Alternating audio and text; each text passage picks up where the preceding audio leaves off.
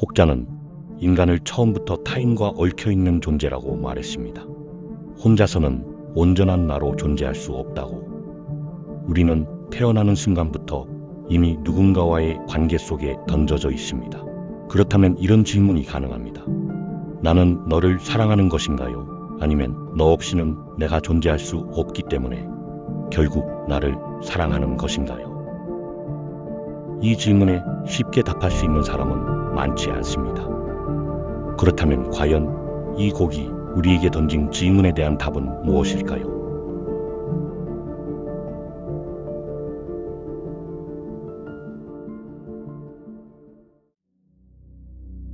끝없이 몰아치던 외부의 거센 폭풍을 뚫고 마침내 도착한 고요한 우주. 저항해야 할 거만한 시선도, 우리 끌어내리던 거대한 중력도, 그토록 벗어나고 싶었던 세상도 사라진 곳. 우리밖에 남지 않은 이 공간에서 짧았던 평화는 결국 깨지게 됩니다. 그리고 아이러니하게도 그 평화를 깬 것 또한 우리였습니다. 믹스토피아를 향해 맹렬히 질주하며 스스로에게 씌웠던 숭고한 역할을 잠시 내려놓은 지금, 그들은 낯선 얼굴과 마주하게 됩니다. 외부의 적을 향해 있던 칼끝이 길을 잃고 서로를 향하기 시작하는 순간, 이들은 한 번도 경험해 본 적 없는 아찔한 의문 앞에 서게 됩니다. 거대한 억압에 맞서 연대했던 그 눈부신 시간 속에서 우리는 과연 단 한 번이라도 역할이 아닌 온전한 나 자신으로 존재했던 적이 있었을까요? 눈앞에 있는 얼굴은 중재자, 선장, 의사, 스카우터, 추리자, 엔지니어인가요? 아니면 리리, 혜원, 유나, 진솔, 지우, 규진인가요? 여기서 한 가지 질문을 먼저 던져야 합니다. 앞으로의 여정을 위해 들어올린 역할의 무게는 고작 카드 한 장이었습니다. 공동의 목표를 위해 역할을 부여받고 주어진 일을 하는 것. 이 문장이 앤닉스를 향한 것처럼 들린다면 한 번 더 생각해 보셔야 합니다. 공동의 목표를 위해 역할을 부여받고 주어진 일을 하는 것. 이것은 필드의 구조이기도 하니까요. 왜 앤닉스는 계속해서 실패했을까요? 혜원은 선장이어야만 하고 지우는 추리자여야만 하고 반복되는 루프에서 반복되는 역할을 맡는 것이 그들이 그토록 벗어나려 했던 필드에서의 삶과 과연 무엇이 달랐을까요? 앤믹스는 몰랐습니다. 우리를 사랑하는 법은 우리를 지킴으로써 가능했습니다. 그런데 우리를 지킬 이유가 없어지면 그곳엔 무엇이 남는 걸까요? 우리를 사랑할 줄만 알았지 너와 나를 사랑하는 법을 몰랐습니다.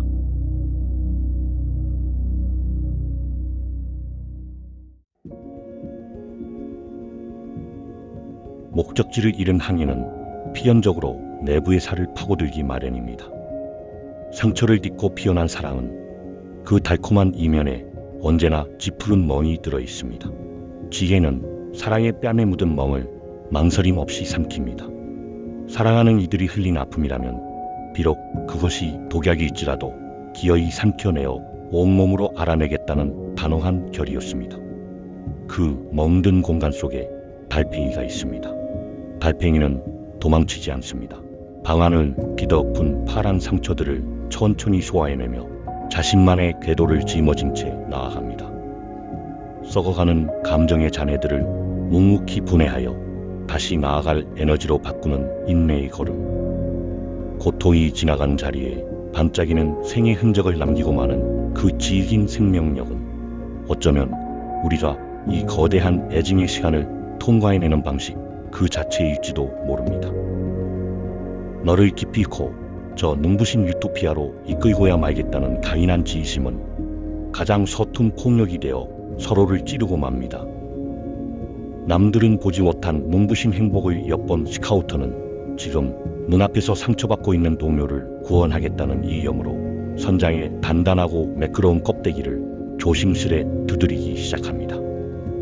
그러나 그 성급한 갈망은 이내 답답함을 이기지 못하고 극단적인 행동으로 치닫습니다. 선장으로서 늘 완벽해 보여야 했던 이의 방어 기제가 무너지자 텅 빈 매낸 위로 짙푸른 멍과 상처만이 서글프게 차올랐습니다. 사랑은 때로는 이렇게 서툴게 도착합니다. 언제나 가장 선한 얼굴을 하고 가장 깊은 곳을 헤집어 놓으면서 그렇게 서로의 서툰 손길이 상처로 되돌아올 때 중재자와 의사의 시선은 추리자의 등 얼굴 앞에서 결국 돌이킬 수 없는 대립을 맞이하고 맙니다. 북루 발렌타인 스테이지의 어둠 속에서 의사는 추리자의 호기심에 의해 깊은 상처를 입은 피해자였습니다. 추리자는 의사가 노무를 삼키게 만들었고 끝내 피를 토해내게끔 몰아붙였으니까요. 하지만 이 모든 갈등을 조율해야 하는 중재자는 정작 그 가해의 순간을 목격하지 못했습니다. 보지 못했기에 추리자의 기록을 남겨두려던 중재자는 의사의 호소를 끝내 믿어줄 수 없었습니다. 시예가 무너진 자리에 남은 것은 오직 깊은 불신과 배신감뿐이었습니다. 결국 치유받지 못한 의사는 차갑게 오염된 검은 감정을 던져 중재자가 그토록 지켜온 연대의 기록을 더럽히는 보복을 택하고 맙니다.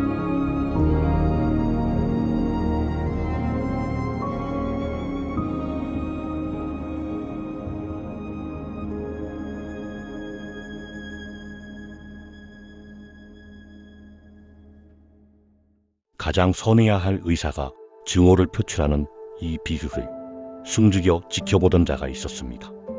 바로 갈등의 중심인 추리자였습니다. 자신을 불신하는 의사를 목격한 추리자는 의사의 가장 부드럽고 연약한 본질을 물어뜯습니다. 서로가 서로의 숨통을 짓누르는 끔찍한 가해와 피해의 쇠사슬. 중재자는 이 가혹한 불신과 복수의 연쇄를 더 이상 견디지 못하고 차라리 눈을 감아버리는 도피를 택하게 됩니다. 비록 의사가 다시 다가와 그 눈을 어루만져 떼이게 해주었지만 가차없이 열려버린 시선 앞에 도착한 것은 감정의 색과 온기를 잃어버린 채 상대방의 감정에 박혀드는 차가운 금속 한 송이뿐이었습니다. 눈을 떴음에도 마주한 현실이 오직 서로를 물어뜯는 비극뿐이라는 사실은 이들의 연대가 얼마나 잔인하게 뒤틀려가고 있는지를 보여주는 서글픈 단면이었습니다. 이러한 서툰 어긋남은 도처에서 소중한 관계의 가치를 훼손하기 시작합니다. 컵에 남아있던 온기의 흔적인 입술 자국을 반쯤 지워버리고 하얀 찻잔을 입으로 떨어뜨려 산산조각 매는 손길.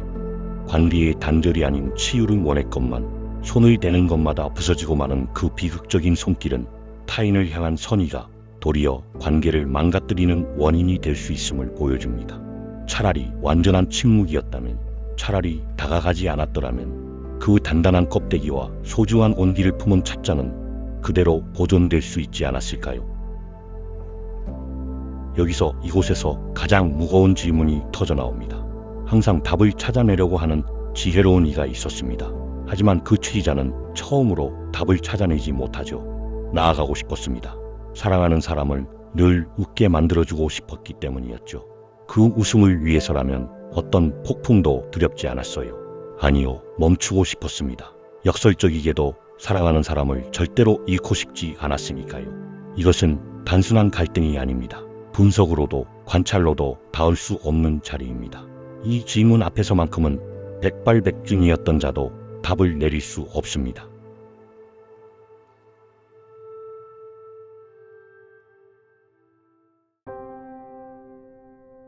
결국 한계에 달한 중재자는 슬픈 얼굴을 한 채 자신이 그토록 소중히 수집해온 연대의 기록들을 제 손으로 뜯어냅니다.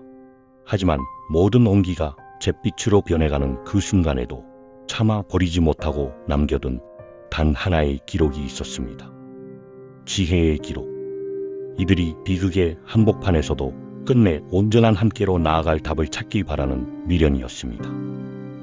중재자가 내려놓은 균형의 무게. 그 무게는 모두가 감당하기엔 너무나도 무거웠고 너무나도 갑작스럽게 찾아왔습니다. 중심을 잡느라 무심코 내디딘 누군가의 발끝에 의해 거대한 애증의 궤도가 잔인하게 돌아가기 시작합니다. 절대로 저 발을 밟을 생각은 없었습니다. 단지 무거워서 중심을 잡기 위해 다시 디딘 발이었죠. 정말 단순한 실수였습니다. 기꺼이 너와 함께 빗속에 잠기겠다던 우리의 약속은 어디로 갔나요? 어째서 너는 잔인한 선을 긋고 마는 걸까요? 영웅처럼 나타나 우산을 씌워준 너는 오히려 나와 함께 비를 맞아주지 않는 악인이 되었습니다. 우리의 지심은 왜 입 밖을 나서는 순간 이토록 무참히 왜곡되어 버리는 걸까요? 왜 결과는 종종 의도의 얼굴을 알아주지 못할까요?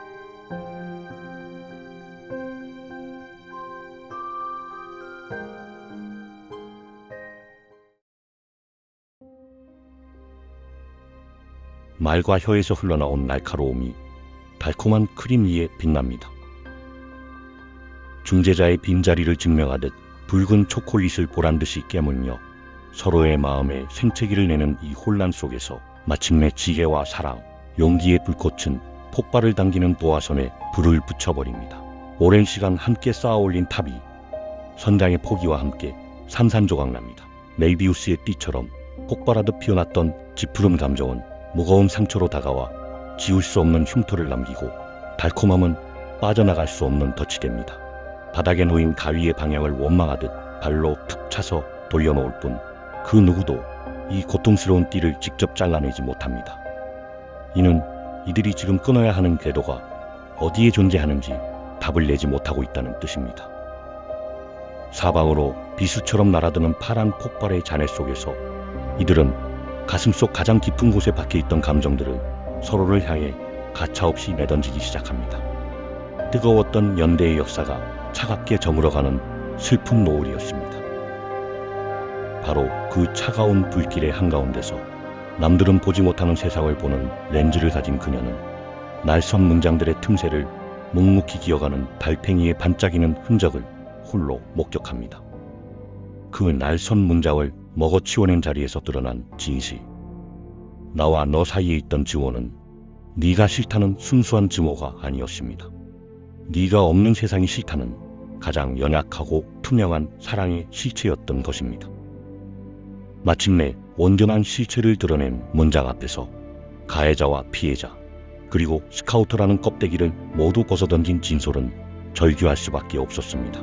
모두가 눈이 먼 채 파국을 향해 맹렬히 아픔을 내던지는 폭력의 밤 속에서도 온몸이 꺾이고 붙잡혀 끌려가는 마지막 순간까지 굳게 닫힌 마음의 문을 열어내 단 하나의 열쇠만은 제 목숨을 바치듯 지켜내려 했던 것, 그 애달픈 이유가 바로 여기에 있었습니다.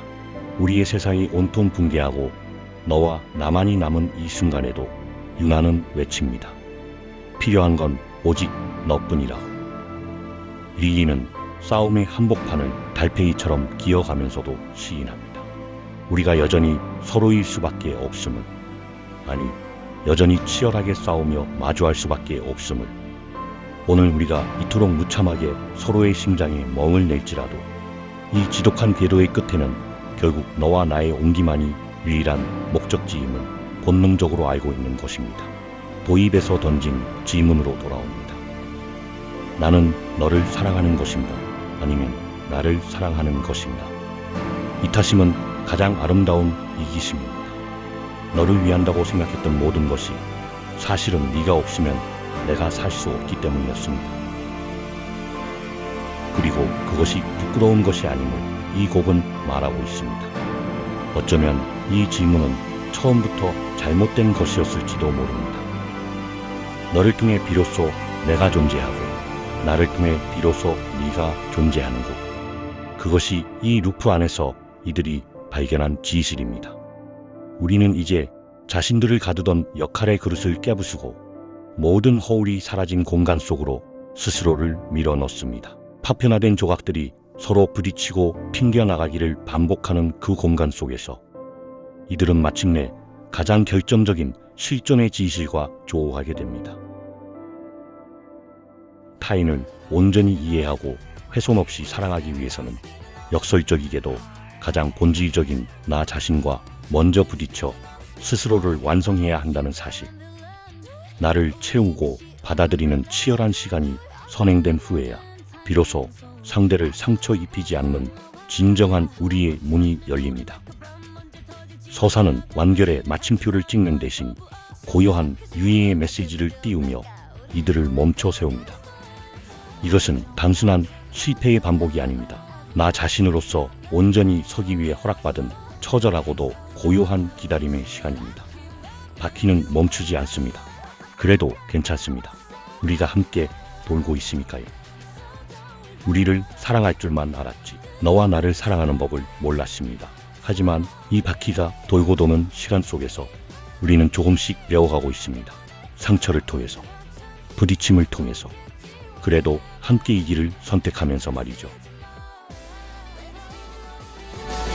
사소한 습관도 다른 너와 나 뭐고 틀린 건 애초에 없지 다투가 부딪혀